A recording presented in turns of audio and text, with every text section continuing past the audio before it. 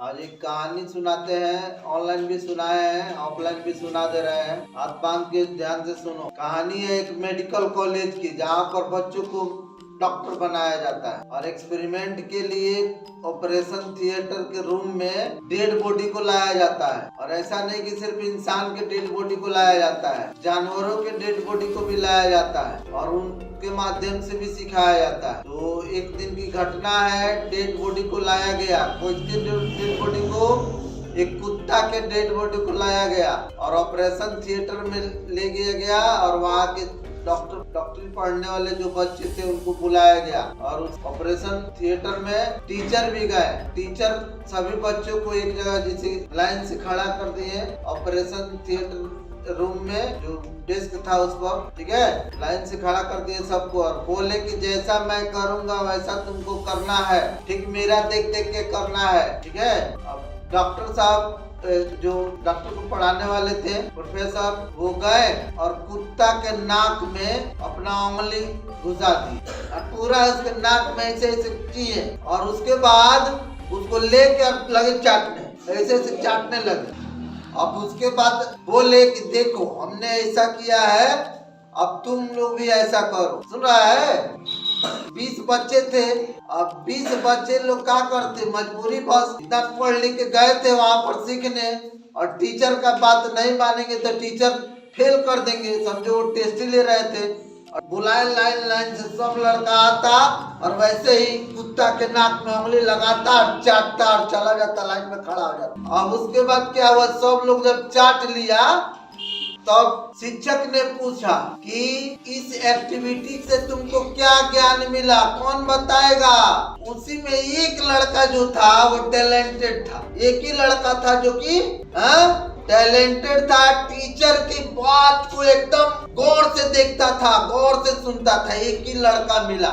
लेकिन एक लड़का जो था वो बोला कि पता है क्या बोला उसने, जो गौर से देखा था, गौर से सुना था, गौर से सीखा था, जो सही मायने में क्लास में था, सही मायने से सही टेस्ट दे रहा था, टीचर को गौर से देखा था। टीचर ने पूछा कि तुमको क्या मिला, वो बोला कि हाँ सर हम तो बहुत कुछ सीख गए। वो लड़का पता है क्या बताया, सर आप जब कुत्ता के नाक में उंगली डाल रहे थे, जब आप कुत्ता के नाक में उंगली डाल रहे थे तो आप अपना इंडिकेट फिंगर उसके नाक में डाले थे, ये वाला उंगली नाक में डाले थे उसका और पूरा उसको ऐसे ऐसे किए थे। और जो जब चाटने की बारी आई तो आपने रिंग फिंगर को चाटा, ठीक है।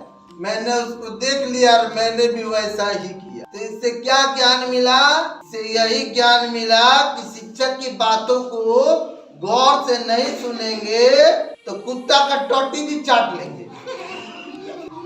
बोलो समझ में आया? सुनेगा ना गौर से टीचर को? हाँ, एक एक चीज पर ध्यान देगा ना? हाँ, देख लो, ये यही कितना बड़ा एक्सपेरिमेंट था। हाँ, कितना बड़ा एक्सपेरिमेंट था। तो बहुत सारी चीजें हैं जो टीचर की बातों को नहीं सुनते हैं तो आगे चल के वैसा होता है, उन्हीं के साथ वैसा होता है। इसलिए शिक्षक की बातों से को ध्यान से सुनना और मानना शुरू कर दो। देखो, दिखावा की पढ़ाई और रियल पढ़ाई, दो तरह की पढ़ाइयाँ होती हैं। तो रियल पढ़ाई कैसे होती है वो सुन लो और दिखावा की पढ़ाई कैसे होती है वो सुन। दिखावा की पढ़ाई 90% होती है और रियल पढ़ाई मात्र 10% होती है, ठीक है। रियल पढ़ाई मात्र 10% होती है।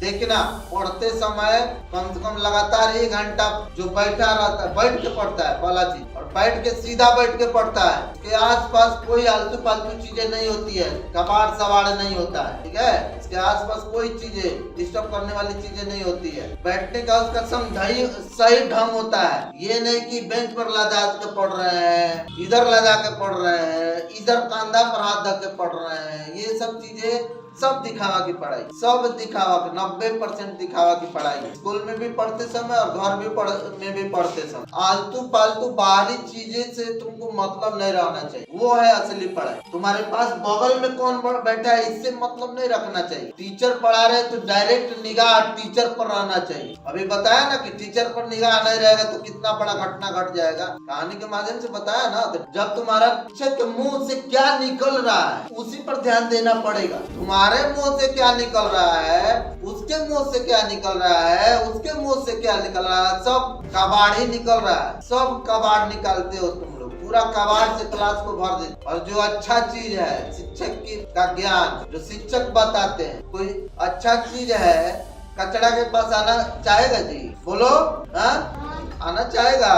वो तो देख के पहले ही भाग जाएगा। तो ऐसे शिक्षक तो ठीक है तुम्हारे ऊपर ज्ञान का बारिश कर रहे हैं, बरसा रहे हैं अपने आवाज के माध्यम से, ठीक है, लेकिन वो बरसात तुम पर नहीं हो पाती है। जो डिस्टर्ब रहता है, अच्छा ढंग से पढ़ता नहीं है, तो आज आदत बना लो। पढ़ना है तो अच्छा ढंग से पढ़ के कुछ करना है, तो अच्छा ढंग से पढ़ना होगा। आज का मेरा यही संदेश है।